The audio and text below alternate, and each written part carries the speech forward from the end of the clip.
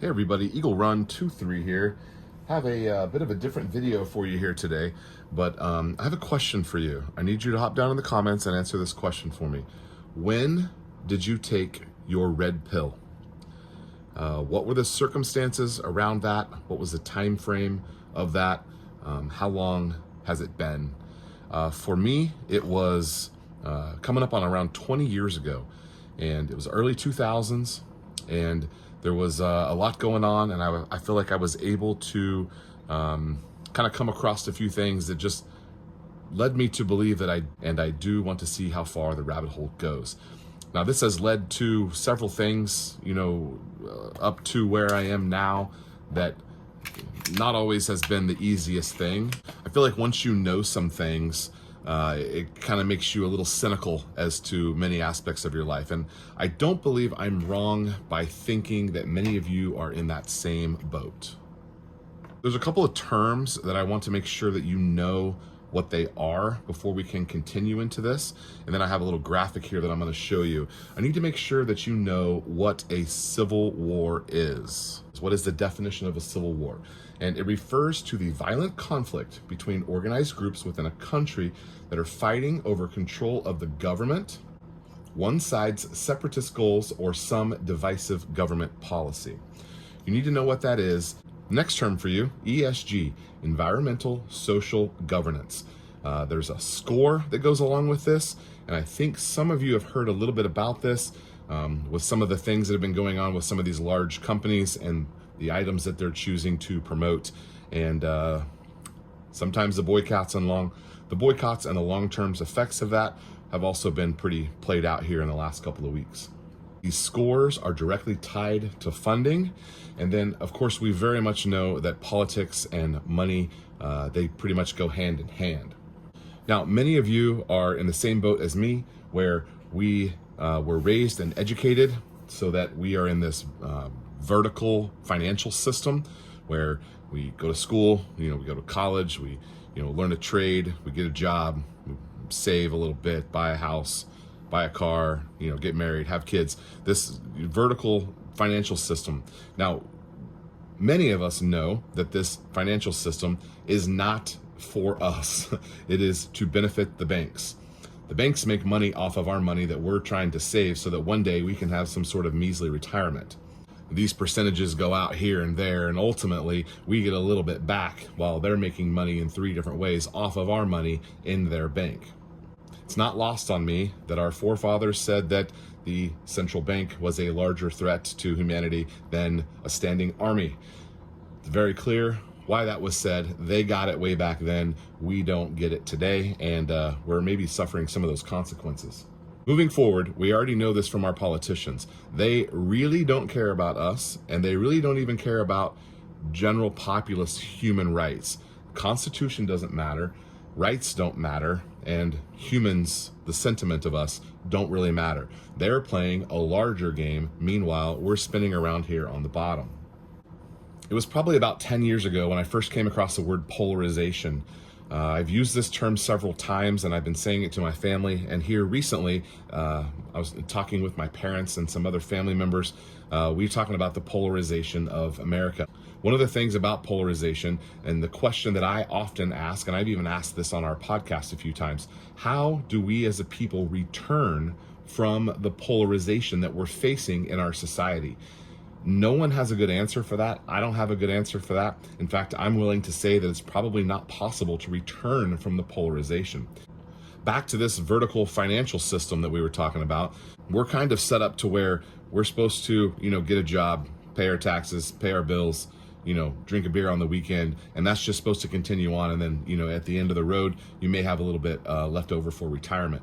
Meanwhile, the other things that are going along, these decisions that are being made, they're all ultimately going to come back and cost and hurt us in the long run.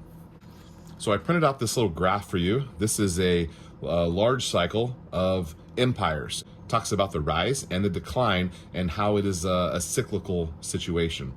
You guys have heard the saying, Strong men create good times create weak men create bad times, and then it cycles over again, right? So this is kind of an overlook of this, but it's over a larger amount of time, and we're talking about like empires, like, you could have the Roman Empire.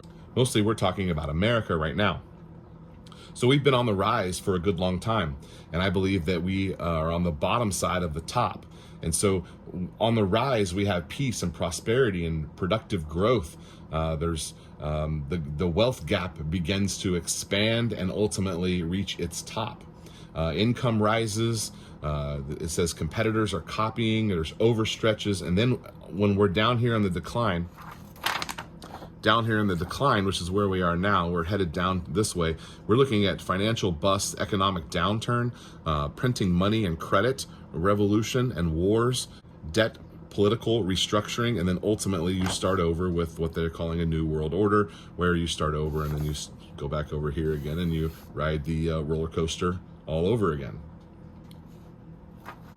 An awareness of this is important to me. These are things that on small scale I talk about with my children. I'm not really out here spreading any fear. That's not really my intention, because I do believe that we as a people can do a couple of things to insulate us from this. We can be prepared and we can face this head on. But if you look at where we're headed, we are in the financial bust, economic downturn, printing money. And then so what is after printing money is wars and revolutions. And then we have this debt, political restructuring. So we're probably somewhere right in through here in this area on this cycle. Doesn't mean that, everything's over and we should just bury our heads in the sand and try to get through it. We can continue to fight through this. But a lot of us, our hands are tied because we're in that vertical financial system where we're stuck into our job. Several times, I remember when the Tea Party movement started, and I was thinking, I want to go to a Tea Party rally. And I was like, well, I have to go to work. I can't go to a Tea Party rally. And then it was at that time that I realized that I'm tied into the system, that I can't go do some of the things that I want to go do as far as like being active politically. And then you drive through a neighborhood. I live in a large metroplex, and I drive through the neighborhood and you can see off of the highways to the left and to the right, there's all these little neighborhoods that are just full of rooftops. And when I drive by that, I honestly feel a little bit bad, because every single one of those rooftops has a mortgage on that house. I mean, 99% of them all have a mortgage on them. And one guy's going to live there with his family for a little while, and he might pay off half of it, but then he's going to sell it, and he'll take his little profit and go put it in the bank, which the bank's going to make money off of that in the long run. And then the next guy's going to come in and he's going to buy the house, and he'll have a mortgage on it for another number of years. And then he'll sell it, and the same thing happens again. Those houses will never be paid for. And if you think about it really cynically, they only exist to be a profit center for the banks. And that's a little bit depressing. Now, we can do some things investing in real estate to try to ride some of those, where we're making money on those a couple of different ways. But this video isn't really about how to fight back financially in this. We can talk about that if you guys want to. I don't know that I'm necessarily the best source for that, but I have done some things, along the way to help my family and my situation. So I came across an article, and I was just kind of reading through it and just kind of reflecting on, man, that was probably almost 20 years ago when I took that first red pill.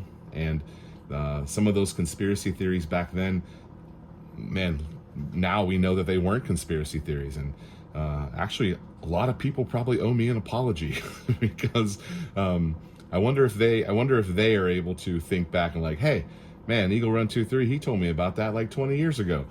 It's a really odd time that we're in right here, and I think that we just need to be aware of that. I'm interested in this topic. I hope that you guys are too. If we want to go further down this, I would love to. Let me know in the comments. We can talk about it a little bit more. Eagle Run 23, thanks for watching. Have a blessed day.